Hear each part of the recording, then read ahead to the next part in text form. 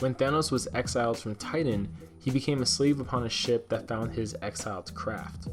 Originally determined to get back to Titan, he did what he felt was necessary and needed to survive until he had the resources to return and, in his mind, hopefully save Titan before it's too late. Now, the captain of that ship, while considered crazy, was obsessed with a powerful item that he thought belonged to Odin and Asgard.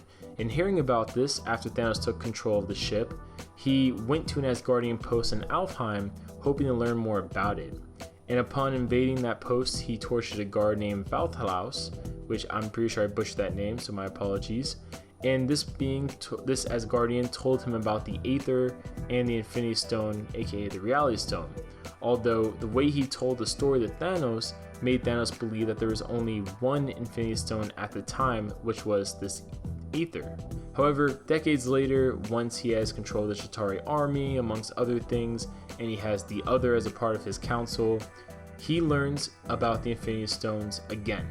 And he learns that there may be a being called the Lore Speaker that knows about the Infinity Stones and maybe where he can find them. However, this being is located in a distant part of space called the Raven Sweep, and many don't really believe that the stories the Lore Speaker says are true, but Thanos is willing to give it a shot. He says, honestly, what do I have to lose?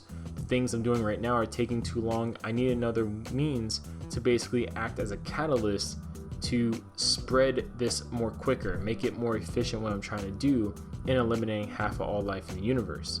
When he reaches the location of the Lore Speaker, it was revealed as a figure dressed in red and gray with a short scepter. And also, it's revealed that this Lore Speaker is an Elder of the Universe, just like the Collector and the Grand Master.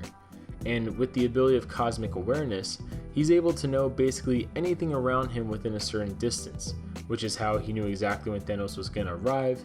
He knew that Thanos had his ship nearby, he knew about Gamora, he knew about basically everything around him, which was both interesting yet a little disturbing to Thanos. When he was trying to get information from the Lore Speaker, it was revealed that the Lore Speaker only is able to recite information in the form of a story. However, to tell a story, he needs a story in return. So Thanos told him about the story of his first kiss on Titan. This story, while very private to Thanos, was exactly what the Lore Speaker needed to reveal the information about the Infinity Stones.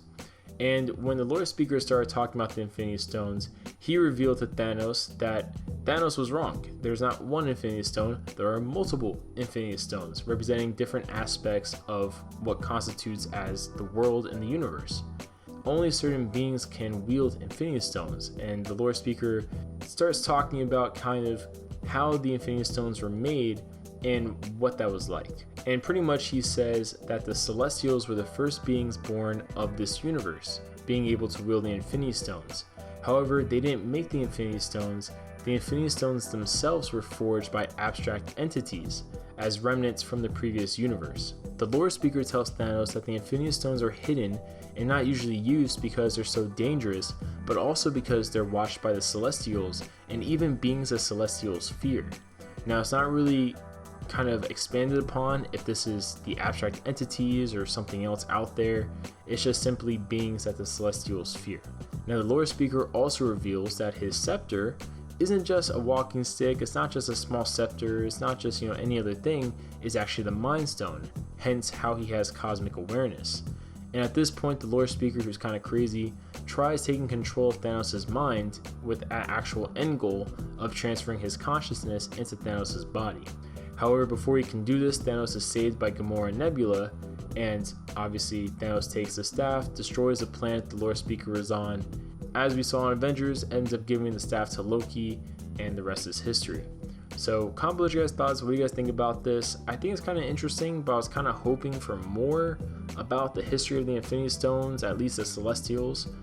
There's a lot of rumors out there that this was going to hint towards the rumored secret villain of Avengers 4. But honestly, it doesn't really tell us anything about that besides the fact that, okay, there's beings that the Celestials fear, but honestly, that could be anything for the most part, including cosmic abstract entities. I'm really curious to see more about this. It's kind of cool to know that the Celestials didn't just die off, but they're probably just out there doing their own thing, still keeping tabs on Infinity Stones, which makes sense because Ego did say that he heard about a being using an Infinity Stone which got his attention, which is why he ended up finding Peter Quill. Comment below your guys' thoughts, and I'll see you guys later.